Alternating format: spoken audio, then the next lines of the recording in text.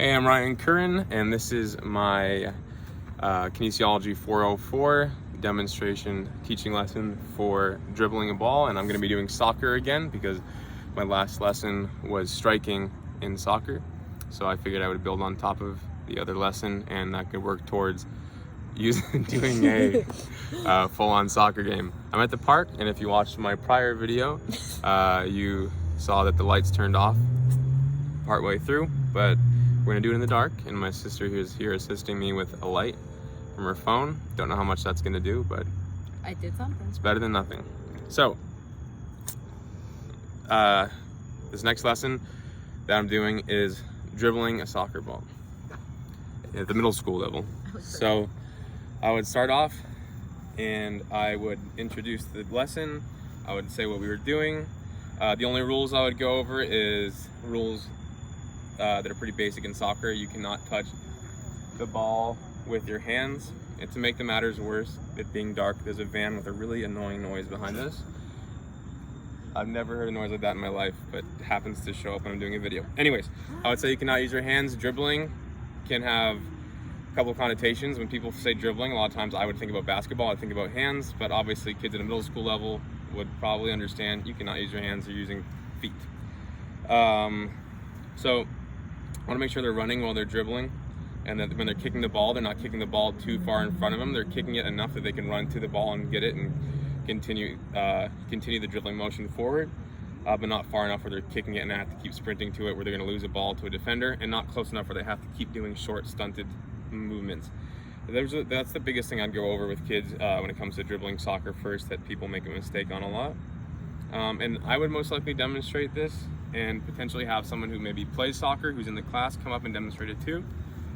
And the demonstration would look something like, I would say to push the ball with the inside of your feet. Make sure we're not dribbling with our toes. That is something that soccer players can do sometimes, but it's a more advanced movement and takes place at specific times during a game, or if you're cutting between two players, so it's not very common. We wouldn't learn that first.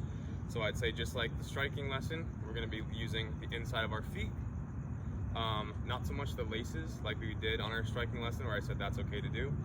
And then we go from there to keep your head up while you're dribbling, downfield, alternating feet. And then from there, I'd say run forward while watching the ball out of the bottom of your vision, your peripheral vision. So when you're shooting a ball in soccer or striking, you do most likely want to be looking at the ball as you're coming towards it, knowing where your target is.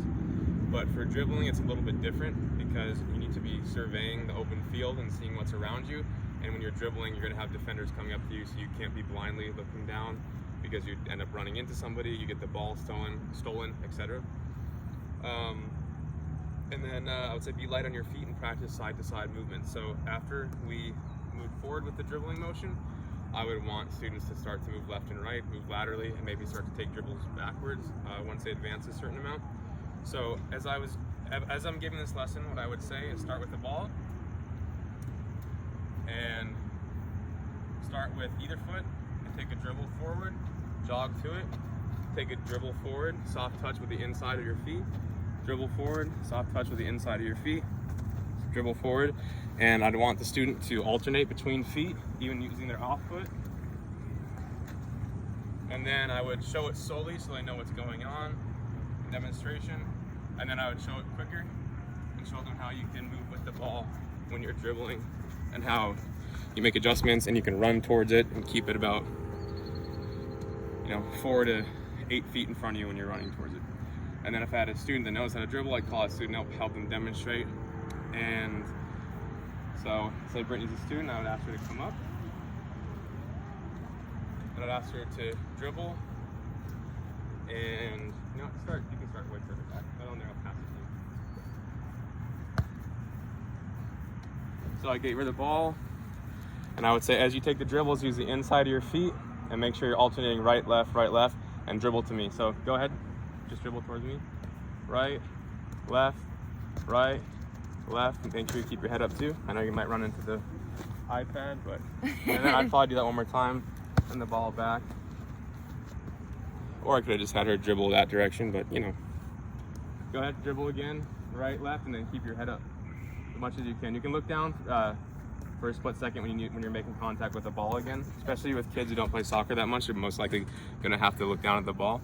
So I'd work my way from that lesson, having kids working on dribbling specifically, into an activity which would be a 5 versus 5 soccer game, which I also worked up to in my last lesson that involved striking. So learning a combination of striking and dribbling would get students ready to be able to play a 5-on-5 soccer game. I picked 5v5 over something like a standard 10v10 soccer game because 1, field space, 2, when you're a student at the middle school level, most likely your skills and abilities are not going to be good enough to be making passes on a field that size, and a lot of kids would not touch the ball at all. So 5 versus 5 would be better because it'd be more condensed. Students would be able to touch the ball more frequently to get more practice, and then they could put in the dribbling that we taught and striking, both in passing and shooting.